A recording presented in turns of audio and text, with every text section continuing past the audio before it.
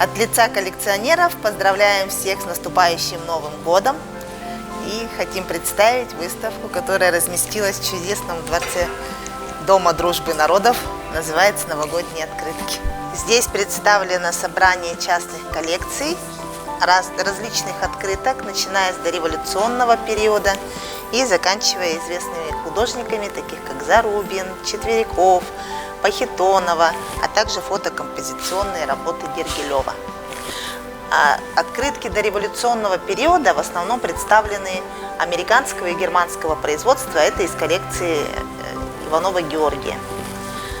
Открытки Зарубина, вот они, очень любимы народом, стоят здесь. Это из коллекции Бурнашовой Христины, Усть-Алданский район. Наши открытки 50-х годов, что интересно, они выполнены в черно-белом варианте. Такие открытки были, как фото-открытки. Добрый день, дорогие друзья! Поздравляю вас с наступающим Новым годом! Вот уже больше 10 лет мое любимое хобби – рисовать якутские поздравительные открытки «Мира-арт». В этом году в Дворце дружбы народов имени Алексея Кулаковского проходит республиканская выставка филокартистов, в которой также принимают участие наши открытки «Мира-арт».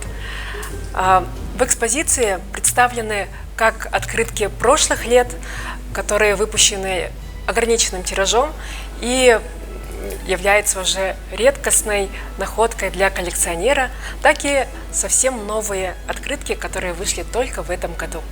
Приходите в Дворец дружбы народов имени Кулаковского на прекрасную выставку.